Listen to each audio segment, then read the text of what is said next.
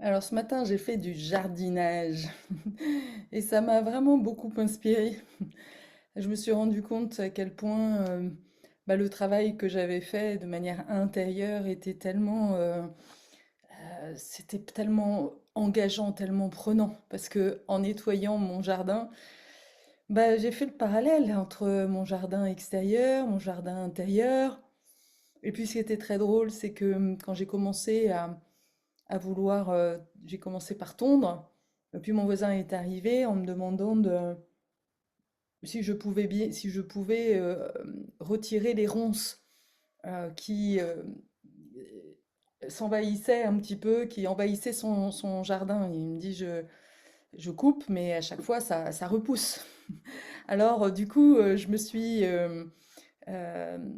suis attelée à retirer la racine, en fait. Voilà, la belle racine, en fait.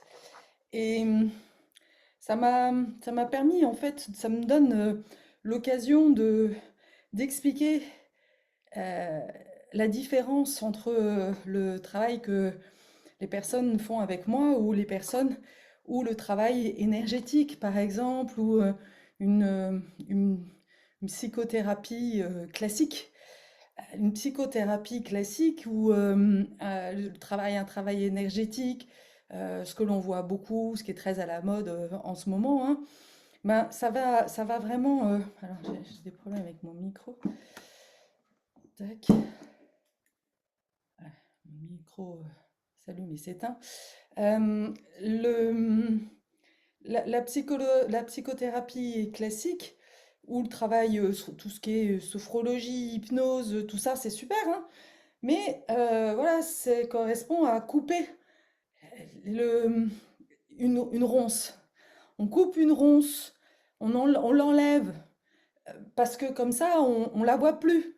On voit plus ta souffrance. Et voilà, pour un temps donné, ça va nous fiche la paix. Mais ça repousse.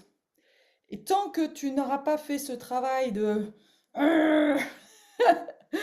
d'aller vraiment retirer la racine du mal, de tes souffrances, de ce qui t'envahit dans ta vie, en fait, de ce qui te pourrit ta vie, eh bien, ça va revenir, ça va repousser.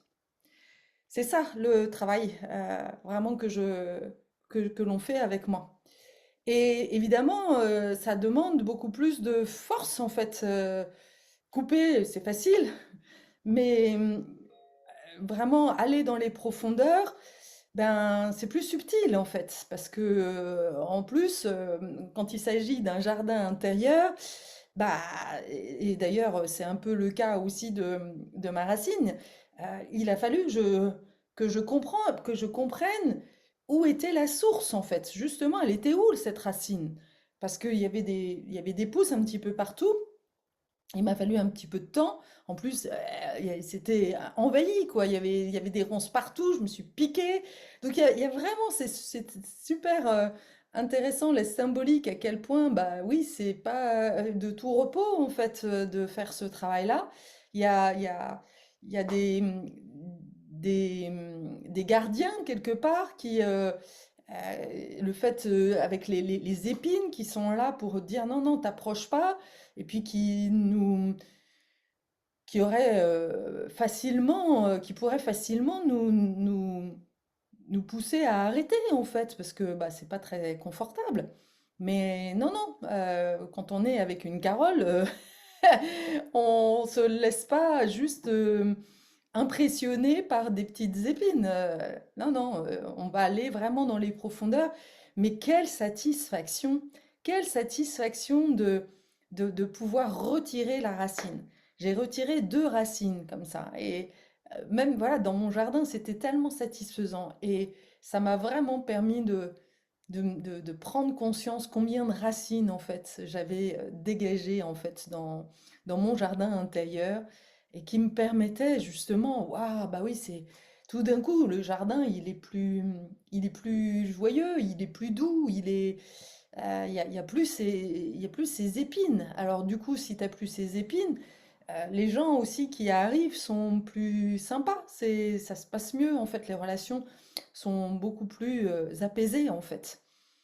Euh, donc tout ça, c'est voilà, une très belle symbolique que j'avais juste envie de partager. Alors je t'invite, si tu as une maison chez toi, si tu as un jardin chez toi, bah regarde ton jardin. Alors en général, les humains, ils passent beaucoup de temps en fait à faire en sorte que le jardin soit impeccable, hein, ce qui n'est pas mon cas, hein.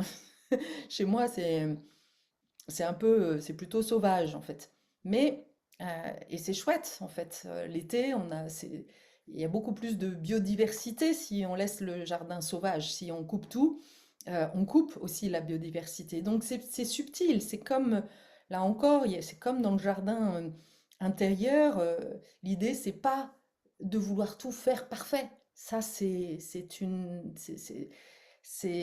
voilà, c'est des projections. C'est ce que justement les humains t'ont fait croire, hein. Quand j'étais en Alsace, beaucoup de gens me reprochaient que chez moi c'était trop sauvage. Parce que je fais attention au vivant. J'ai conscience que si je coupe tout, bah, les fourmis, les insectes, ils n'ont plus de quoi se développer. Et un monde sans insectes, c'est un monde qui ne vit plus, et nous non plus en fait. Donc il faut vraiment avoir conscience de cette biodiversité. Et ben, dans le jardin intérieur, c'est pareil. C'est donner suffisamment de liberté, de enlever suffisamment de racines, mais accepter que, bah oui, il reste des mauvaises herbes, et c'est OK. Et à un moment donné, voilà, on va se foutre la paix avec ça. On va pas passer notre journée non plus à vouloir nettoyer notre jardin intérieur. Il y a un équilibre entre le côté intérieur, le côté extérieur. Comment je vis aussi, comment à un moment donné je reviens dans le monde pour voir un petit peu, parce que c'est quand je reviens dans le monde, quand je reviens dans les relations, que je peux vraiment mettre en valeur tout le travail que j'ai fait à l'intérieur.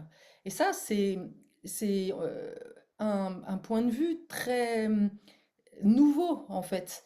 La plupart des humains passe énormément de temps sur l'extérieur. C'est ça que j'ai envie vraiment de montrer dans cette vidéo, de te faire prendre conscience à quel point euh, nous, et j'en faisais partie, hein, nous, nous passons énormément de temps à soigner notre extérieur, notre vitrine extérieure. Qu'est-ce que les gens vont penser de moi? Qu'est-ce que les gens... Alors je vais nettoyer mon jardin parce que comme ça, les gens ont l'impression que tout va bien en fait. Ouais, c'est nickel chrome. Les gens vont me dire, waouh, t'as une super maison, c'est très bien entretenu. Mais souvent, ça cache une espèce de fouillis intérieur. À l'intérieur de toi, il y a plein d'araignées et de toiles d'araignées. Et là, on s'occupe de rien en fait. C'est le déni total. Et puis, alors que on va vraiment dans et on le voit bien, hein, pour poursuivre mon idée, on voit bien que de ne se préoccuper que de l'extérieur, bah, ça amène à quoi? Ça amène justement à beaucoup de mal-être. C'est bizarre ça, hein. C'est qu'il y a quelque chose, il y a une couille dans le potage. J'adore cette expression, je sais pas d'où elle vient. Et en fait, et donc, ça sert à rien en fait, on voit bien. En tous les cas, enfin moi en tous les cas, l'expérience que j'en ai eue, c'est que j'avais beau faire tout bien de l'extérieur, au contraire, faire beaucoup, beaucoup, prêter beaucoup d'attention à ce que les autres allaient penser de moi, à faire comme les autres surtout, à remplir, être dans les cases, voilà, tout ça. Et finalement, bah non, en fait, le vivant, il n'y a plus de vivant en moi. Je suis tellement à me préoccuper comment faire le côté, évidemment, le maquillage. La femme, elle a été quand même vachement focalisée sur le côté extérieur, hein. fallait qu'on soit bien propre sur nous, gentil, agréable. Et puis quand on commence à râler, tout d'un coup, on te renvoie que c'est toi le problème, que tu es hystérique. Eh ben non, retrouver le côté sauvage, c'est aussi vraiment prendre soin de ça, c'est retirer toutes les chaînes, tous les a priori, le côté perfectionniste. Voilà, tout ça, ça sert à rien en fait. C'est des mauvaises racines, tu vois. C'est tout ça en fait. Et alors, j'en profite hein, pour te donner aussi un outil fabuleux pour aller chercher les racines. T'en as 11. Alors, parfois, t'en as même un petit peu moins parce qu'il y a certaines racines qui se répètent. Mais l'outil Jenkins est un outil mais tellement extraordinaire en fait pour aller travailler ses racines. Alors tu te dis 11 racines, waouh, il y a du taf. Bah oui, il y a du taf. Qu'est-ce que tu crois? Et c'est quand on commence à prendre conscience que quand on enlève une racine, quand on change, qu'on transforme, que oui, qu'on enlève une racine, tout d'un coup, bah, ça donne de la place pour laisser les dons.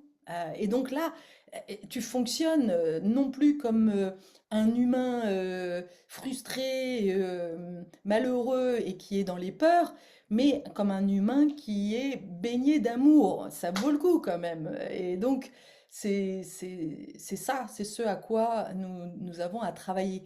Et c'est ça, pour moi, la perception, enfin, ouais, le travail, l'objet du travail euh, intérieur. Alors pourquoi c'est si important? Et comment on peut s'assurer de l'importance du travail intérieur? Eh bien, la physique quantique nous permet de comprendre en fait pourquoi c'est si important. Qu'est-ce qu'elle nous dit, la physique quantique, avec la fameuse expérience de la fente?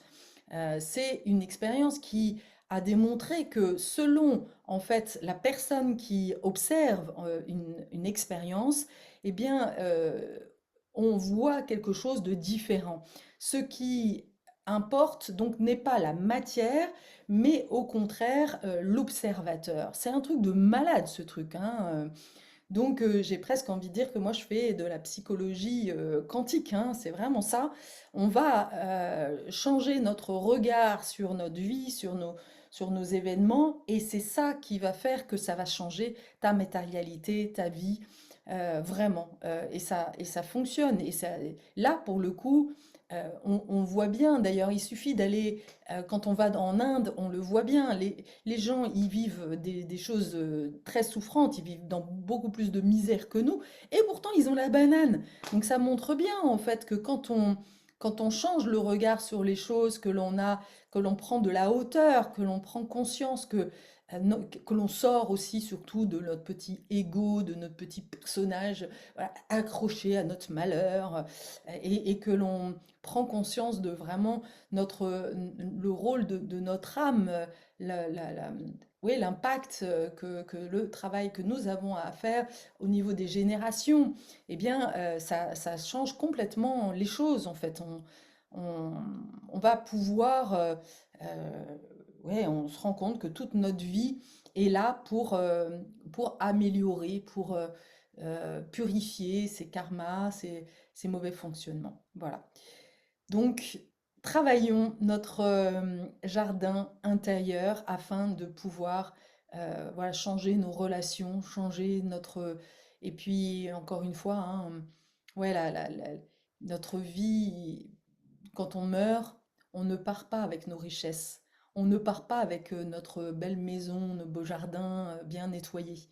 Non, par contre, je peux t'assurer que tu vas partir avec et tu vas pouvoir partir en paix, et là j'ai beaucoup d'émotions parce que moi c'est vraiment tout l'enjeu de ma vie, de me dire que, waouh, de pouvoir me dire à la fin de mes jours, ben, j'ai fait mon job. Et ça, c'est tellement satisfaisant en fait, d'être vraiment en paix à l'intérieur de soi et de se dire, ouais, vraiment, j'ai compris en fait, j'ai compris ce que ma vie avait à m'apprendre, et en plus, j'ai passé beaucoup d'énergie et beaucoup de joie parce que c'est vraiment un énorme plaisir pour moi de diffuser ces messages, et de voir que ma fille est en train aussi de le partager à son niveau. Et ça, c'est de mes enfants de manière générale, mais je parle surtout de ma dernière qui s'apprête à faire un podcast. Et waouh, ça me met tellement en joie en fait. Et elle ose se montrer. Et là, je peux t'assurer que c'est que du bonheur en fait, de prendre conscience que mes enfants sont chacun à leur place, en train de vivre leur expérience et que, ouais, que j'ai participé à ça, à les rendre, à leur permettre d'accepter leur incarnation aussi et d'être avec beaucoup plus de conscience. Et rien que ça, c'est un sacré cadeau. À dire à bientôt.